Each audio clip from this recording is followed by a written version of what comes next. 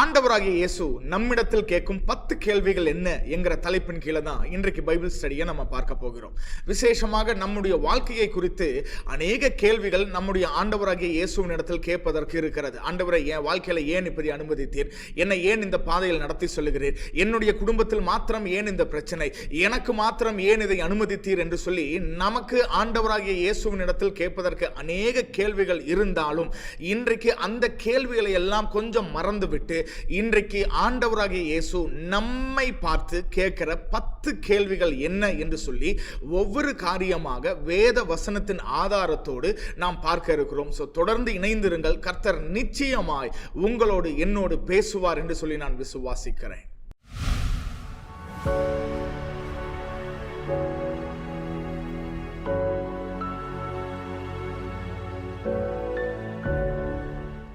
முதலாவது கேள்வி மத்தேயு 16வது அதிகாரம் 16வது வசனத்தில் இருக்கிறது. நீங்கள் என்னை யார் என்று சொல்லுகிறீர்கள் என்று கேட்டார். இந்த கேள்வியை ஆண்டவர் சீஷர்களை பார்த்து மாத்திரமல்ல, இன்றைக்கு இந்த காணொலியை பார்த்து கொண்டிருக்கிற உங்களை பார்த்து, என்னை பார்த்து கேட்கிறார்.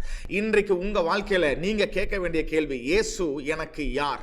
இயேசு என்னுடைய வாழ்க்கையில யாராக இருக்கிறார்? அவர் தேவனா இருக்கிறாரா? இல்லனா எனக்கு சுகம் தருகிற ஒரு டாக்டரா இருக்கிறாரா? இல்லனா என்னை ஆசீர்வதிக்கிற ஏதோ ஒரு பிளெஸிங்கா இருக்கிறாரா? என்னுடைய எல்லையை பெருக பண்ணுகிறவராய் இருக்கிறாரா? இதெல்லாம் எல்லாவற்றுக்கும் மேலாக என்னுடைய தகப்பனாய் இருக்கிறாரா? என் வாழ்க்கையில இயேசுவை நான் என்னவாக நான் வைத்திருக்கிறேன்? இயேசுவை எந்த ஸ்தானத்தில் நான் வைத்திருக்கிறேன் என்கிற ஒரு பெரிய கேள்வியை தான் ஆண்டவராகிய இயேசு உங்களையும் என்னையும் பார்த்து இன்றைக்கு முதலாவது கேட்கிறார். என்னை யார் என்று சொல்லுகிறீர்கள்? இயேசு இந்த பூமியில் இருக்கும்போது அநேக திரளான கூட்டம் இயேசுவை பின்பற்றினார்கள் என்று வசனத்தில் பார்க்கிறோம். ஒரு இடத்துல 5000 புருஷர்களை ஆண்டவராகிய இயேசு போஷித்தார். இந்த 5000 புருஷர்கள், அதுக்கப்புறம் அவங்களுடைய மனைவிகள், பிள்ளைகள் எல்லாம் கணக்கு போட்டா கிட்டத்தட்ட 20,000 25,000 ஜனங்கள் இருக்கிறார்கள். அப்ப இவ்வளவு 1000 ஜனங்கள் இயேசுவை பின்பற்றினார்களே, ஆனால் இயேசுவோடு கடைசி வரைக்கும் இருந்த ஜனங்கள் யார் என்று பார்த்தால் விரல் விட்டு எண்ணுகிற அளவிற்கு தான் ஒரு சில சொற்ப ஜனங்கள், அதாவது ரொம்ப கம்மியான ஜனங்கள் தான் இயேசுவோடு இருந்தார்கள். அப்ப அந்த 25,000 ஜனங்கள் எங்கே போனார்கள்?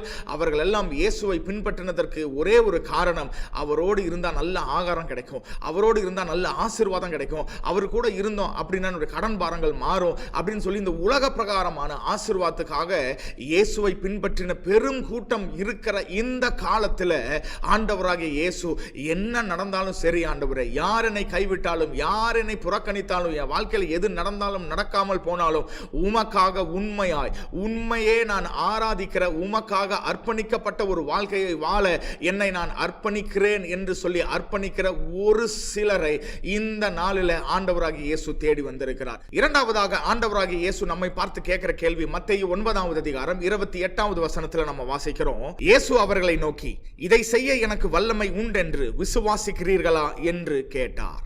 2 குருடர்கள் அவர்களுக்கு சுகம் கிடைக்க வேண்டும் என்று சொல்லி இயேசுவின் அருகே வந்த பொழுது ஆண்டவர் அவர்களை பார்த்து கேட்கிற கேள்வி, எனக்கு இந்த காரியத்தை செய்ய முடியும்னு சொல்லி நீங்க விசுவாசிக்கிறீங்களா? பாருங்க, இந்த 2 குருடர்கள் விசுவாசம் இருக்கிறதுனால தானே இயேசுவின் இடத்தில் வந்தார்கள். ஆனா இயேசுவின் அருகே வந்ததற்கு பிறகு மீண்டுமா இயேசு அவர்களை பார்த்து கேட்கிற கேள்வி, நீங்கள் விசுவாசிக்கிறீர்களா? இன்றைக்கு அநேகர் இயேசுவின் இடத்தில் வருகிறார்கள், ஆனால் இயேசுவின் இடத்தில் விசுவாசம் வைப்பதில்லை. இன்றைக்கு அநேகர் சபைக்கு நாம் போகிறோம், ஆனால் சபைக்கு போய் ஆண்டவர் இடத்தில் நெருங்க நாம் பிரயாசப்படுகிறோம், ஆனால் கர்த்தர் செய்வாரா? என்னுடைய வாழ்க்கை மாறுமா? என்னுடைய பிரச்சனை மாறுமா? அப்படின்னா அவர்களுக்குள்ள ஒரு பெரிய அவிசுவாசம் வருகிறதை பார்க்கிறோம். இந்த நாளில் ஆண்டவராகிய இயேசு உங்களை பார்த்து, என்னை பார்த்து கேட்கிற கேள்வி, நீ என் அருகே வந்தால் மாத்திரம் பத்தாது, நம்ம ஆண்டவருக்கு கிட்ட போய் ஆண்டவரை பார்த்து இன்றைக்கு சொல்ல வேண்டிய காரியம், ஆண்டவரே உம்மால் எல்லாவற்றையும் செய்ய முடியும் என்று சொல்லி நான் விசுவாசிக்கிறேன் ஆண்டவரே. 2 நபர்களை நாம் கொஞ்சம் ஒப்பிட்டு பார்க்க போகிறோம். 2 பேர்த்துக்கும் ஒரே சம்பவம், ஒரே காரியம் நடந்தது, ஆனால் விளைவுகள் வேற மாதிரி இருந்தது. முதலாவது மரியாள், இரண்டாவது சகரியா. இந்த 2 பேர்த்துக்கும் தேவதூதன் தோன்றி, உங்களுக்கு ஒரு பிள்ளையை ஆண்டவர் தரப்போகிறார் என்று தேவதூதன் சொல்லுகிறான். இந்த மரியாளோ விசுவாசித்தால், சகரியா அதாவது ஊழியக்காரன் விசுவாசியாமல் போனான். இவன் விசுவாசியாமல் போனபடியால் இவனுக்கு ஒரு பெரிய தண்டனையை ஆண்டவர் கொடுத்தார். ஆனால் இந்த கன்னியா இருக்கிற இந்த மரியாள் விசுவாசித்தபடியால் கர்த்தர் அவள் மேல் கிருபையா இருந்து அவளை ஆசீர்வதித்தார் என்று சொல்லி நம்ம பார்க்கிறோம். அப்போ 2 பேருமே தேவனுடைய வாக்குத்தத்தத்தை பெற்றவர்கள், 2 பேரும் தேவனால் ஆசீர்வதிக்கப்பட்டவர்கள், 2 பேருடைய வாழ்க்கையிலும் கர்த்தர் பெரிய திட்டத்தை வைத்திருந்தார். ஆனால் மரியாளுடைய வாழ்க்கையில அவள் விசுவாசித்தபடியால் கர்த்தர் இன்றைக்கு மரியாளை மேன்மையாய் வைத்திருக்கிறார். ஆனால் இந்த செகரியா ஊழியக்காரனாய் இருந்தாலும், தேவனுடைய ஆலயத்தில் ஊழியம் செய்கிற ஆசாரியனாய் இருந்தாலும் அவனுக்கு ஒரு பெரிய ஒரு தண்டனை வந்தது என்று சொல்லி நம்ம பார்க்கிறோம். இன்றைக்கு நாம் ஊழியம் செய்கிறவர்களாய் இருக்கலாம், தேவனை ஆராதிக்கிறவர்களாய் இருக்கலாம், எவ்வளவோ பெரிய விசுவாசியாய் வேணாலும் இருக்கலாம். ஆனால் நமக்குள்ள விசுவாசம் இல்லாமல் பயமும் மற்ற காரியங்களை குறித்து, வாழ்க்கையை குறித்து, தேவனுடைய வாக்குத்தத்தங்களை குறித்து பெரிய சந்தேகமும் இருந்துச்சு அப்படின்னா நிச்சயமாய் கர்த்தர் நம்மேல் பிரியமாய் இருக்க முடியாது. இரண்டாவதாக ஆண்டவர் நம்மை பார்த்து கேட்கிறார், நீங்கள் என்னை விசுவாசிக்கிறீர்களா? மூன்றாவது இயேசு உங்களையும் என்னையும் பார்த்து கேட்கிற கேள்வி யோவான் 5வது அதிகாரம் 6வது வசனத்தில் இருக்கிறது. சொஸ்தமாக வேண்டும் என்று விரும்புகிறாயா என்று கேட்டார். 38 வருடமாக ஒருவன் முடவனாய் இருக்கிறான். அவனால் நடக்க முடியவில்லை. 38 ஆண்டுகள் அவன் வாழ்க்கையை அவன் இழந்து விட்டான். இப்ப அவனிடத்தில் ஆண்டவராகிய இயேசு அற்புதம் செய்யும்படியாக தான் போகிறார். ஆனால் போன உடனே அற்புதம் செய்யல. அவனை பார்த்து கேட்கிறார், நீ சுகம் பெற வேண்டும் என்று சொல்லி விரும்புகிறாயா? நல்லா கவனிங்க, இன்றைக்கு நம்ம வாழ்க்கையில நாம் விரும்ப வேண்டும். எதை விரும்ப வேண்டும்? ஆண்டவரே, நீர் என்னை ஆசீர்வதிக்கணும் என்று சொல்லி நாம் விரும்ப வேண்டும். ஆண்டவரே, நீர் என்னுடைய சூழ்நிலையை மாற்ற வேண்டும் என்று சொல்லி நாம் விரும்ப வேண்டும். என்னுடைய வியாதியை மாற்றுங்க ஆண்டவரே என்று சொல்லி விரும்ப வேண்டும். ஒருவேளை பாவத்தில் இருக்கிறோம் அப்படின்னா பாவத்தை நான் விட வேண்டும் ஆண்டவரே, நான் பரிசுத்தமா வாழ நான் பிரயாசப்படுறேன், அதுக்கு நான் விரும்புகிறேன் என்று சொல்லி பாவத்தை விடுவதற்கு நாம் விரும்பினால் மாத்திரம்தான் அந்த பாவத்திலிருந்து நாம் விடுபடுவதற்கு கர்த்தர் நமக்கு உதவி செய்வார். நமக்குள்ள விருப்பம் இல்லாமல், நமக்குள்ள தேவனுடைய வாக்குத்தத்தங்கள் நிறைவேற வேண்டும் என்கிற அந்த விருப்பமும் ஆசையும் இல்லாத பட்சத்தில் ஆண்டவர் நம்மை அவருடைய வாக்குத்தத்தங்களுக்கு நேராக நடத்த முடியாது. அதனாலதான் இந்த 38 ஆண்டுகளாய் இந்த முடவனாய் இருந்தவனை பார்த்து கேட்கிறார், நீ சுகம் பெற வேண்டும் என்று விரும்புகிறாயா? ஒருவேளை அவன் ஆண்டவரே நான் விரும்பலன்னு சொல்லி இருந்தானா அவனுக்கு அற்புதம் நடந்திருக்குமா? தெரியாது. ஆனால் ஆண்டவரே நான் விரும்புகிறேன், நான் ஆசைப்படுறேன் ஆண்டவரே, நான் மீண்டும் என்னுடைய வாழ்க்கை மாறணும், நான் நடக்க விரும்புகிறேன்னு சொன்ன மாத்திரத்தில் அவனுக்கு ஆண்டவராகிய இயேசு அற்புதம் செய்தார். இன்றைக்கு நீங்க விரும்பணும், ஆண்டவரே என்னுடைய வாழ்க்கை மாறணும், என் சூழ்நிலை மாறணும், என் கடன் மாறணும், என்னுடைய அவமானம் மாறணும், என்னுடைய பிள்ளைகளுடைய எதிர்காலம் மாறணும், என்னுடைய குடும்பம் மாற வேண்டும் ஆண்டவரே என்று சொல்லி நீங்கள் விரும்புகிற காரியத்தை தேவனுடைய சித்தத்தின்படி நீங்கள் விரும்பினா நிச்சயமா நீங்க விசுவாசிங்க. உங்க வாழ்க்கையில உங்கள் விருப்பத்தின்படியே தேவனுடைய சித்தத்தையும் உங்கள் விருப்பத்தையும் இணைத்து நிச்சயமாய் கர்த்தர் உங்கள் விருப்பத்தின்படியே உங்கள் காரியத்தை வாய்க்க பண்ணுவார் என்பதை இன்றைக்கு நீங்க விசுவாசிங்க. அதனாலதான் ஆண்டவர் மூன்றாவதாக நம்மை பார்த்து கேட்கிறார், நீங்கள் விரும்புகிறீர்களா? விரும்புகிற ஆண்டவரே என்று சொல்லி இன்னைக்கு ஆண்டவரை பார்த்து நாம் சொல்லுவோம், நம்ம விருப்பத்தை ஆண்டவர் நிறைவேற்றுவாராக. நான்காவதாக ஆண்டவராகிய இயேசு உங்களையும் என்னையும் பார்த்து கேட்கிற கேள்வி மத்தேயு 8வது அதிகாரம் 26வது வசனத்துல வாசிக்கிறோம், அற்ப விசுவாசிகளே ஏன் பயப்படுகிறீர்கள் என்று சொல்லி. ஏன் பயப்படுகிறீர்கள் என்று சொல்லி ஆண்டவர் நான்காவதாக உங்களையும் என்னையும் பார்த்து கேட்கிறார். இன்றைக்கு நம்முடைய வாழ்க்கை அநேக காரியங்களை குறித்து பயத்தோடும் அநேக குழப்பங்களோடும் அநேக சந்தேகத்தோடும் இருக்கிறது. ஆனால் ஆண்டவரை விசுவாசிக்கிற நீங்களும் நானும் எதை குறித்தும் பயப்படக்கூடாது என்பதுதான் கர்த்தருடைய சித்தம், கர்த்தருடைய விருப்பமாய் இருக்கிறது. நல்லா கவனிங்க, இந்த கிரிக்கெட் மேட்ச் பார்க்குறவங்க எல்லாம் பார்த்தீங்க அப்படின்னா இன்றைக்கு கிரிக்கெட் ஃபுல் மேட்ச், அதாவது அந்த 50 ஓவர் ஓடிய இன்டர்நேஷனல் மேட்ச் எல்லாம் பார்ப்பதற்கு நேரம் இல்லை. அதனால அடுத்த நாள் பார்த்தீங்க அப்படின்னா ஹைலைட்ஸ் மட்டும் போடுவாங்க. அந்த 4, 6 அடுத்தது அவுட் ஆனது மட்டும் வந்து ஒரு 15 நிமிஷம் அந்த ஃபுல் மேட்சோட காரியத்தையும் 15 மினிட்ஸ்ல வந்து அவங்க முடிச்சிருவாங்க. இந்த ஹைலைட்ஸ் பார்க்கிறவர்களுக்கு நம்ம டீம், அதாவது இந்தியா விளையாடுது அப்படின்னா ஜெயிக்குமா ஜெயிக்காதாங்கிற ஒரு பயமே இருக்காது. ஏன்னா அவங்களுக்கு ஏற்கனவே என்ன தெரியும்னா இந்தியா ஜெயிச்சிருச்சு. ஆனா இப்ப ஹைலைட்ஸை எதுக்கு பார்க்கறாங்க? இந்தியா ஜெயித்து விட்டது என்று சொல்லி நாம ஏற்கனவே தெரிஞ்சிட்டோம். ஆனால் எப்படி ஜெயித்தார்கள் என்று சொல்லி தான் மேட்சோடைய ஹைலைட்ஸை நம்ம அடுத்த நாள் உட்கார்ந்து பார்ப்போம். அதே போலதான் இன்றைக்கு நம்முடைய வாழ்க்கையிலையும் பார்த்தீங்க அப்படின்னா நாம் தோற்கும்படியாய் கர்த்தர் நம்மை அழைக்கவில்லை. நாம் எல்லாம் முற்றிலும் ஜெயம் கொள்ளுகிறவர்கள். நாம் ஜெயிக்கும்படி, நாம் வெல்லும்படியாக தான், நாம் ஜெயிக்கும்படியாக தான் கர்த்தர் உங்களையும் என்னையும் அழைத்திருக்கிறார்.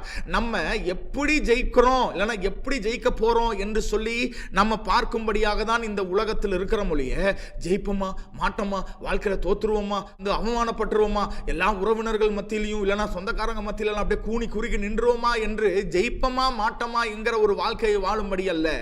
ஏற்கனவே நான் ஜெயித்து விட்டேன், ஆண்டவராகிய இயேசு கிறிஸ்துவுக்குள்ள இருக்கிறதுனால அவருடைய சிலுவையின் ரத்தம் எல்லா காரியங்களும் எனக்கு ஏற்கனவே கொடுத்து விட்ட இருக்கிறபடியால் நான் ஏற்கனவே ஜெயித்துட்டேன், இப்போ நான் எப்படி ஜெயிக்க போறேன் என்று சொல்லி பொறுமையோட காத்து அந்த வாக்குத்தத்தங்களின்படி நாம விசுவாசித்து தேவனுடைய வார்த்தையை நம்பி நடப்பதற்காக தான் நீங்களும் நானும் அழைக்கப்பட்டிருக்கிறோம் ஒழிய பயந்து நடுங்குவதற்காகவோ இல்லைனா தோற்று போயிருவோமோ என்று சொல்லி அழுது கலங்குவதற்காகவோ கர்த்தர் உங்களையும் என்னையும் அழைக்கவில்லை. அதனாலதான் ஆண்டவர் நான்காவதாக உங்களையும் என்னையும் பார்த்து கேட்கிறார், ஏன் பயப்படுகிறீர்கள்? அற்ப விசுவாசிகளே, ஏன் பயப்படுகிறீர்கள் என்று சொல்லி ஆண்டவர் நான்காவதாக நம்மை பார்த்து கேட்கிறார். ஐந்தாவதாக ஆண்டவர் நம்மை பார்த்து கேட்கிற ஒரு கேள்வி மத்தேயு 14வது அதிகாரம் 31வது வசனம். உடனே இயேசு கையை நீட்டி அவனை பிடித்து, அற்ப விசுவாசியே ஏன் சந்தேகப்பட்டாய் என்றார். அற்ப விசுவாசியே ஏன் சந்தேகப்பட்டாய்? இன்றைக்கு இந்த பயமும் சந்தேகமும் அநேக விசுவாசிகளுடைய நம்முடைய வாழ்க்கையில் இருக்கிறது. ஆனால் ஆண்டவர் மீண்டும் மீண்டும் நம்மிடத்தில் சொல்லுகிறது, ஏன் பயப்படுகிறீர்கள்? அடுத்தது ஐந்தாவதாக, ஏன் சந்தேகப்படுகிறீர்கள்? இன்றைக்கு நம்ம வாழ்க்கையில சந்தேகப்படும்படியாக அநேக காரியங்கள் நடக்கலாம். நம்ம காரியங்களை எல்லாம் பார்க்கும்போது நாம் ஆசீர்வதிக்கப்படுவோமா? தேவனுடைய வாக்குத்தத்தம் என் வாழ்க்கையில நிறைவேறுமா? இந்த தேவனை நம்பினதுனால என்னுடைய வாழ்க்கை மாறுமா என்கிற அநேக கேள்விக்குறியான ஒரு சில சிச்சுவேஷன்ஸ், அப்படிப்பட்ட சூழ்நிலைகள் மத்தியில தான் கர்த்தர் நம்மை நடத்துகிறார். ஆனால் எவ்வளவு பாடுகள், பிரச்சனைகள், எவ்வளவு சந்தேகத்துக்குரிய அநேக காரியங்கள் இருந்தாலும் இன்னைக்கு ஆண்டவரை பார்த்து சொல்லுங்க, ஆண்டவரே நான் சந்தேகப்படாமல் முழு நிச்சயமாய் 100% உம்மேல் நான் விசுவாசம் வைக்கிறேன். அதைத்தான் யோபு 42வது அதிகாரத்தில் 2வது வசனத்தில் நம்ம பார்க்கிறோம். தேவரே நீர் சகலத்தையும் செய்ய வல்லவர், நீர் செய்ய நினைத்தது ஒன்றும் தடைப்படுவது இல்லை என்பதை அறிந்திருக்கிறேன் என்று யோபு சொல்லுகிறான். இன்றைக்கு ஆண்டவரை பார்த்து சொல்லுவான், ஆண்டவரே நீர் என் வாழ்க்கையில செய்ய நினைத்திருக்கிற காரியங்கள் ஒன்றும் தடைப்படுவதில்லை. எந்த மனிதனாலும், எந்த சூழ்நிலையினாலும், எந்த வியாதியினாலும், எந்த போராட்டத்தினாலும், எந்த ஜனங்களாலும் தடை செய்ய முடியாது என்பதை அறிந்திருக்கிறேன் ஆண்டவரே என்று நம்ம தேவனை பார்த்து நம்ம விசுவாச அறிக்கையாய் ஆண்டவரை பார்த்து சொல்ல போறோம். ஆண்டவரே விசுவாசிக்கிறேன், சந்தேகம் இல்லாம பயப்படாம நான் உம்மை விசுவாசிக்கிறேன் ஆண்டவரே என்று சொல்லி இன்றைக்கு ஆண்டவரை பார்த்து சொல்லுவோம். ஆண்டவர் நம்முடைய விசுவாசத்தின் பிரகாரமே நம்மை ஆசீர்வதிப்பாராக. ஆறாவதாக மார்க் 8வது அதிகாரம் 17வது வசனத்தில் நம்ம வாசிக்கலாம். இன்னும் சிந்தியாமலும் உணராமலும் இருக்கிறீர்களா? இன்னும் உங்கள் இருதயம் கடினமாய் இருக்கிறதா? 3 காரியத்தை ஆண்டவர் நம்மை பார்த்து கேட்கிறார். இன்னும் சிந்தியாமலும் உணராமலும் இருக்கிறீர்களா? அடுத்தது பார்த்தீங்கன்னா, உங்கள் இருதயம் கடினமாய் இருக்கிறதா? சிந்தியாமலும் உணராமலும் இருக்கிறீர்களா? ஏன் இந்த காரியத்தை ஆண்டவர் சீஷர்களை பார்த்து சொல்றாருன்னா, இந்த சம்பவத்திற்கு முன்னாடி தான் ஆண்டவர் பல ஆயிரம் ஜனங்களை 5 அப்பம் 2 மீன்களை வைத்து போஷித்தார். இப்ப அதே போல ஒரு சூழ்நிலை மீண்டும் வரும்பொழுது இந்த சீஷர்களுக்கு பெரிய ஒரு பயம் வந்தபடியால் ஆண்டவர் கேட்கிறாரு, இன்னுமா உங்களுக்கு சிந்திக்காம, இன்னும் யோசிக்காம, இன்னும் உங்க இருதயம் கடினமா இருக்கா? என்னால செய்ய முடியாத ஏதாவது ஒரு காரியம் இருக்கா? உங்க சந்தேகம் ஏன் இப்படி வருகிறது என்று சொல்லி அவர்களை பார்த்து கடிந்து கொள்ளுகிறார். இல்லைன்னா கொஞ்சம் கடினமா பேசுகிறதை போலதான் இந்த வசனம் நமக்கு காண்பிக்கிறது. இன்றைக்கு நம்முடைய வாழ்க்கையில கூட யோசிச்சு பாருங்க, 5 வருடங்களுக்கு முன்பதாக மலை போல இருந்த பிரச்சனைகள் எல்லாம் இன்னைக்கு எங்க போச்சுன்னே தெரியல. ஒரு 10 ஆண்டுகளுக்கு முன்பதாக நம்மெல்லாம் இந்த பிரச்சனையை எப்படி தாண்டி வர போறோம், இந்த கடனை எப்படி கட்ட போறோம், இந்த வியாதியை எப்படி நம்ம மீண்டும் மேல வரப்போறோம், இந்த போராட்டத்திலிருந்து நம்ம குடும்பம் எப்படி மேலே வரப்போகுது என்று சொல்லி முடியவே முடியாது என்று சொல்லி நினைத்த காரியங்கள் எல்லாவற்றையும் தாண்டி இன்னைக்கு பல வருஷமாச்சு ஆண்டவர் அற்புதமாய் அதிசயமாய் இன்னைக்கு வரைக்கும் நம்மை நடத்திட்டு வருகிறார். ஆனால் இன்னைக்கு ஒரு சின்ன பிரச்சனையை கண்டோன்னா நம்ம சோர்ந்து போகிறோம். ஆண்டவர் நம்மை பார்த்து தான் கேட்கிறார், இன்னும் நீங்கள் சிந்தியாமலும் உணராமலும் இருக்கிறீர்களா? உங்கள் இருதயம் இன்னும் கடினமாக இருக்கிறா? உங்க வாழ்க்கையில எவ்வளவு அற்புதங்களை நான் செய்துட்டேன், உங்க வாழ்க்கையில எவ்வளவு அற்புதமாய் அதிசயமாய் முடியவே முடியாது, நடக்காது என்று சொல்லி நினைத்த காரியங்கள் எல்லாம் உங்க வாழ்க்கையில இப்படி ஈஸியா செய்து முடித்த தேவன் நானே.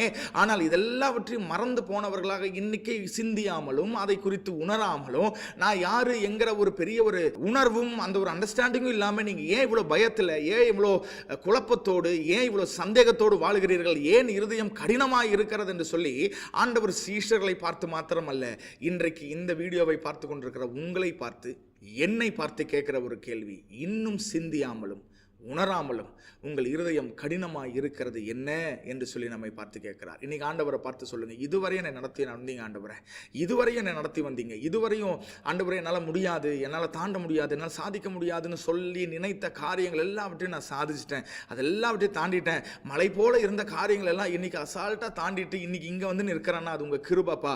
இதுவரையும் என்னை நீங்கள் நடத்தினீங்க, இனிமேலும் என்னை நடத்துவதற்கும் என்னையும் என் குடும்பத்தையும் என் பிள்ளைகளையும் எனக்கு உண்டான எல்லாவற்றையும் நடத்துவதற்கு நீர் போதும் போதுமானவராய், உண்மையுள்ளவராய், அற்புதம் செய்கிற வல்லமையுள்ள தேவனாய் இருக்கிறீர் என்பதை நான் உணர்ந்து விசுவாசித்து அறிந்து உமக்கு நான் நன்றி செலுத்துகிறேன் ஆண்டவரே.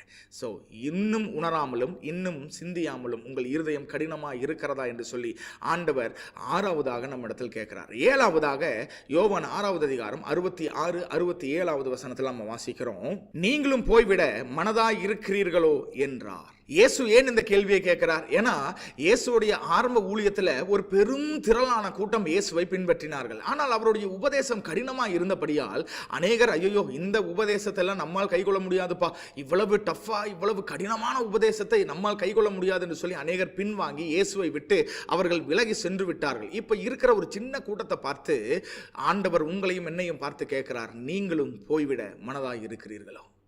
அநேகர் இயேசுவை ஆசீர்வாதத்துக்காக தேடி வந்தார்கள். ஆசீர்வாதம் கிடைத்தவுடன் அவர்கள் இயேசுவை விட்டு பின்வாங்கி போய்விட்டார்கள். சுகத்துக்காக வந்தாங்க, சுகம் கிடைச்சோன்னு போயிட்டாங்க. இல்லைன்னா ஏதோ ஒரு நன்மை கிடைக்கும்னு வந்தாங்க, நன்மை கிடைச்சோன்னு போயிட்டாங்க. ஆனால் நீங்களும் நானும் இன்றைக்கு ஆண்டவரை பார்த்து சொல்ல வேண்டிய ஒரு காரியம் என்ன தெரியுமா? ஆண்டவர் இந்த உலகத்திற்காக, இந்த உலக ஆஸ்திக்காக, உலக ஆசீர்வாதங்களுக்காக மாத்திரம் நான் உங்களை தேடலாம் ஆண்டவரே. நீர் என்னுடைய தகப்பனா இருக்கிறீர். நீர் என்னை ஆண்டவரை இதுவரையும் என்னை கைவிடாமல் நடத்தி வந்தீர். யாரும் இல்லாத நேரத்தில் நீங்க என் கூட நின்னீங்க ஆண்டவரே. யாரும் என் கூட நின்று உதவி செய்யாத நேரத்தில் நீர் எனக்கு ஒத்தாசையாய் நீங்க நின்னீங்க. உம்மை விட்டு நான் வேற எங்க போக முடியும் ஆண்டவரே? அதனாலதான் பேதுரு 68வது வசனத்தில் ஆண்டவரை பார்த்து சொல்லுகிறார், ஆண்டவரே யாரிடத்தில் போவோம்? நித்திய ஜீவ வசனங்கள் உம்மிடத்தில் உண்டே என்று சொல்லுகிறார். இன்னைக்கு ஆண்டவரை பார்த்து நீங்களும் நானும் சொல்ல வேண்டிய ஒரு காரியம், ஆண்டவரே உம்மை விட்டு நாங்கள் எங்கும் போக மாட்டோம் ஆண்டவரே. உம்மை உறுதியாய் நாங்கள் பிடித்துக் கொள்வோம். இந்த உலகமோ மாம்சமோ இல்லைனா பணமோ ஆஸ்திகளோ நகையோ வேற எதுவும் ஆண்டவரை உம்முடைய அன்பில் இருந்து எங்களை பிரிக்க மாட்டாது. உம்மை நாங்கள் உறுதியாய் பிடித்துக் கொள்வோம். எங்கள் விசுவாசத்தில் உறுதியாய் ஆண்டவரை கடைசி மூச்சு வரைக்கும் நாங்கள் நிற்போம் ஆண்டவரை. எத்தனை போராட்டங்கள், அவமானங்கள், நிந்தைகள் எது வந்தாலும் உம்மையே எங்கள் கண்களுக்கு முன்பதாய் நிறுத்தி உள்ளோம் என்று சொல்லி ஒரு அர்ப்பணிக்கப்பட்ட வாழ்க்கையை இன்றைக்கு தேவனுக்கு முன்பதாக நாம் அர்ப்பணிப்போம். நிச்சயமாய் கர்த்தர் நம்மை ஆசீர்வதித்து நடத்த அவர் போதுமானவராய் இருக்கிறார். நீங்களும் போய்விட மனதாய் இருக்கிறீர்களோ என்று சொல்லி 7வதாக கேட்கிறார். 8வதாக ஆண்டவர் கேட்கிறார். லூக்கா 10வது அதிகாரம் 26வது வசனம், நியாயப்பிரமாணத்தில் என்ன எழுதி இருக்கிறது? ஆண்டவர் ஒரு வாலிபனை பார்த்து கேட்கிறார், நியாயப்பிரமாணத்தில் என்ன எழுதி இருக்கிறது? நியாயப்பிரமாணம் அப்படின்னா அவர்களுக்கு பழைய ஏற்பாடு. இன்றைக்கு நமக்கு முழு வேதாகமம் நியாயப்பிரமாணம். சோ இந்த முழு வேதாகமத்தில் என்ன எழுதி இருக்கிறது என்று சொல்லி ஆண்டவர் உங்களையும் என்னையும் பார்த்து கேட்கிறார். என்ன எழுதி இருக்கிறது என்று சொல்லி நமக்கு தெரியணும்னா முதலாவது வேதத்தை நீங்களும் நானும் வாசிக்க வேண்டும். இந்த வேதத்தை முழுவதுமாய் from cover to cover ஆதியாகமம் முதல் வெளிப்படுத்தல் வரைக்கும் நம்ம வாசிச்சிருந்தா தான் இந்த வேதம் என்ன சொல்லுகிறது, வேதத்தில் என்ன எழுதப்பட்டிருக்கிறது, யாருக்கு என்ன வாக்குத்தத்தங்கள், யாருக்கு என்ன நடக்கும், தேவனை விசுவாசிக்கிறவர்களுக்கு என்ன நடக்கும், விசுவாசிக்காதவர்களுக்கு என்ன நடக்கும், கர்த்தரை முழுவதுமாய் பற்றி கொண்டு ஆண்டவரையே அவருடைய வாழ்க்கையின் ஆதாரமாய் வைத்திருக்கிற ஒரு சின்ன ஒரு கூட்டத்திற்கு ஆண்டவர் அவர்களை எப்படி நடத்துவார், எவ்வளவு உண்மை உள்ளவர் என்று சொல்லி என்ன எழுதி இருக்கிறது என்று சொல்லி ஆண்டவர் இன்றைக்கு உங்களையும் என்னையும் பார்த்து கேட்கிறார். என்ன எழுதி இருக்கிறதுன்னு கேட்டால் நமக்கு பதில் சொல்ல முடியுமா? பதில் சொல்ற அளவுக்கு நமக்கு வேதாகமம் தெரியுமா? ஒருவேளை தெரியாதுங்க அப்படின்னு சொன்னீங்கன்னா இன்றைக்கு ஒரு தீர்மானம் எடுங்க. ஆண்டவரே இந்த நியாயப்பிரமாண புஸ்தகமாகிய இந்த வேதத்தை ஆண்டவரை ஒவ்வொரு நாளும் நான் வாசிக்க ஆண்டவரே நான் அர்ப்பணிக்கிறேன். ஆண்டவரை ஒவ்வொரு நாளும் ஒரு குறிப்பிட்ட நேரத்தை எடுத்து ஆண்டவரை இவ்வளோ அதிகாரத்தை நான் வாசிக்க போறேன். ஒரு வருஷத்துக்குள்ள இந்த பைபிளை நான் வாசித்து முடிச்சு ஆண்டவரை அதுக்கு உண்டான எல்லா காரியத்தையும் ஆண்டவரை நான் படித்து முடிக்க எனக்கு பலன் தாரும் ஆண்டவரை நான் அதுக்கு அர்ப்பணிக்கிறேன், அதுக்கு நான் பிரயாசப்படுறேன் என்று சொல்லி இன்றைக்கே ஒரு தீர்மானம் எடுங்க. ஏன்னா ஆண்டவர் உங்களையும் என்னையும் பார்த்து கேட்கிறார், நியாயப்பிரமாணத்தில் எழுதியிருக்கிறது என்ன? 9வதாக மார்க் 5வது அதிகாரம் 30வது வசனத்தில் ஆண்டவர் கேட்கிறார், என் வஸ்திரங்களை தொட்டது யார் என்றார். ஒரு திரளான கூட்டம் இயேசுவுக்கு பின்பதாக போய்கொண்டிருக்கிறது. ஆனால் அந்த கூட்டத்தின் மத்தியில் ஒரு ஸ்திரீயானவள் இயேசுவின் வஸ்திரத்தின் ஓரத்தை தொட்டால் அவளுக்கு சுகம் கிடைத்தது. ஸோ நமக்கு ஒரு கேள்வி வரலாம், ஏன் இயேசுவின் வஸ்திரத்தின் ஓரத்தை தொட்டால் மட்டும்தான் சுகம் கிடைக்குமா? ஏன் நடுவில் இல்லை மேலே இல்லைனா காலரில் இல்லை கையிலலாம் தொட்டால் சுகம் கிடைக்காதா என்று சொல்லி கேட்டிங்கன்னா நிச்சயமாக இயேசுவின் வஸ்திரத்தின் ஓரத்தை தொடும் பொழுது மட்டும்தான் அற்புதம் நடக்கும், இல்லைனா ஒரு அதிசயம் நடக்கும். அதற்கு காரணம் என்ன என்று சொல்லி நீங்கள் தெரிந்து கொள்ள விரும்பினீர்கள் அப்படின்னா அதற்கு ஒரு செப்பரேட் வீடியோவே நம்ம பண்ணியிருக்கிறோம். அந்த வீடியோவோட லிங்கை நான் டிஸ்கிரிப்ஷனில் நான் உங்களுக்கு போடுறேன், நீங்கள் போய் அதை பாருங்கள். ஸோ ஆண்டவர் கேட்கிறார், யார் என்னை தொட்டது? இன்றைக்கு இயேசுவை பின்பற்றுகிற அநேக ஜனங்கள் இருக்கிறார்கள். ஆனால் இயேசுவை பர்சனலாக தொடும்படியாய் பிரயாசப்படுகிறவர்கள் ஒரு சிலர் மாத்திரமே. இன்றைக்கு ஒரு விருப்பம், ஒரு ஆசை உங்களுக்குள்ள எழும்பணும். என்னன்னா, ஆண்டவரே, என்னுடைய ஜெபத்தின் மூலமாய் நான் உம்மை தொடுவேன், என்னுடைய பரிசுத்தத்தின் மூலமாய் நான் உம்மை தொடுவேன், என்னுடைய வேத வாசிப்பின் மூலமாய் நான் உம்மை தொடுவேன், ஆண்டவரே என்னுடைய வைராக்கியத்தின் மூலமாய் நான் உம்மை தொடுவேன். ஏதோ இயேசுவுக்கும் எனக்கும் ஏதோ வாரத்தில் ஒரு நாள் தான் மீட்டிங் என்பதை போல, ஏதோ ஞாயிற்றுக்கிழமை போகிறோம், இயேசுவை பார்க்கிறோம், அதுக்கப்புறம் திருப்பி வந்துடுறோம், திருப்பி அடுத்த வாரம் ஞாயிற்றுக்கிழமை தான் சர்ச்சுக்கு போய் இயேசுவை பார்க்கிறோம் அப்படிங்கிற ஒரு நிலை மாறி, ஒவ்வொரு நாளும் நான் இயேசுவை என்னுடைய வீட்டில் சந்திக்கும்படியாய், ஆண்டவரே அதிகாலையில் எந்திரிச்சு நான் உம்மை தொடும்படியாய், உம்முடைய பாதத்தை தொடும்படியாய், உம்முடைய பாதத்தில் உட்கார்ந்து நான் ஜெபிக்கும்படியாய், நான் காத்திருக்கும்படியாய் ஆண்டவரே நான் பிரயாசப்படுவேன். ஆண்டவரே, நான் அதற்காக முயற்சிகளை எடுப்பேன், அதுக்காக நான் நேரத்தை செலவிடுவேன். என்னுடைய வாழ்க்கையில் ஒரு அற்புதம் செய்யுங்க ஆண்டவரே என்று சொல்லி நீங்க ஜெபிக்க ஆரம்பிங்க. நிச்சயமாய் கர்த்தர் அற்புதம் செய்வார். ஸோ 9வதாக ஆண்டவர் கேட்கிற கேள்வி, என்னை தொட்டது யார்? கடைசியாக 10வதாக ஆண்டவர் நம்மை பார்த்து கேட்கிற ஒரு கேள்வி, யோவான் 21வது அதிகாரம் 15வது வசனம். நீ என்னிடத்தில் அன்பாய் இருக்கிறாயா என்றார். எல்லாவற்றை காட்டிலும், உன் குடும்பத்தை காட்டிலும், உன்னுடைய பிள்ளைகளை காட்டிலும், உன்னுடைய ஆஸ்தி பணம் எல்லாவற்றை காட்டிலும் என் மேல் அன்பாய் இருக்கிறாயா என்று சொல்லி ஆண்டவர் சீஷர்களை பார்த்தல்ல, இன்றைக்கு உங்களையும் என்னையும் பார்த்து கேட்கிறார். இன்னைக்கு ஆண்டவரை பார்த்து சொல்லுங்க, ஆண்டவர், இந்த உலகத்தின் ஆஸ்திகள், இந்த உலகத்தின் சொத்து, ஆசாபாசங்கள், என்னுடைய மனைவி, பிள்ளைகள் எல்லாரை காட்டிலும் உம்மேல் நான் அன்பாய் இருக்கிறேன் ஆண்டவரே, உம்மை நான் அதிகமாக நேசிக்கிறேன் ஆண்டவரே என்று சொல்லி ஆண்டவரை பார்த்து இன்றைக்கு, ஆண்டவரே நான் உம்மை நேசிக்கிறேன், உமக்காக நான் வாழ விரும்புகிறேன், என்னை எடுத்து பயன்படுத்துங்க ஆண்டவரே, என்னை சாட்சியாய் நிறுத்துங்க ஆண்டவரே, உமக்கென்று வாழ என்னை அர்ப்பணிக்கிறேன் ஆண்டவரே என்று சொல்லி இன்றைக்கு அர்ப்பணிங்க. நிச்சயமாய் கர்த்தரை நேசிக்கிற உங்க வாழ்க்கையில பெரிய அற்புதங்களையும் அதிசயங்களையும் செய்ய கர்த்தர் உண்மையுள்ளவராய் இருக்கிறார். ஸோ 10 காரியங்களை பார்த்தோம், 10 கேள்விகள். முதலாவது, நான் யார் என்று சொல்லுகிறீர்கள்? இரண்டாவது, என்னை விசுவாசிக்கிறீர்களா? மூன்றாவது, சுகம் பெற விரும்புகிறீர்களா? நான்காவது, ஏன் பயப்படுகிறீர்கள்? ஐந்தாவது, ஏன் சந்தேகப்படுகிறீர்கள்? ஆறாவது, இன்னும் சிந்தியாமலும் இன்னும் உணராமலும் இருக்கிறீர்களா? ஏழாவது, நீங்களும் போய்விட மனதாய் இருக்கிறீர்களா? எட்டாவது, வேதம் என்ன சொல்லுகிறது? ஒன்பதாவது, யார் என்னை தொட்டது?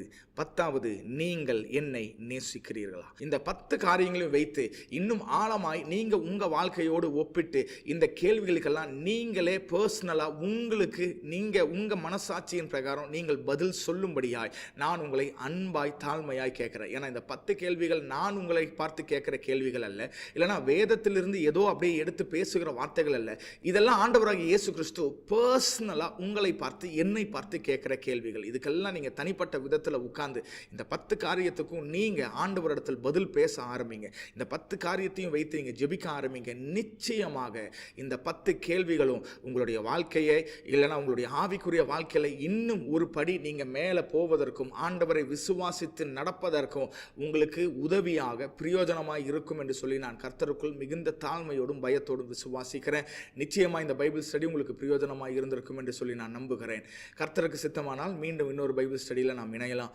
God bless you. Praise the Lord.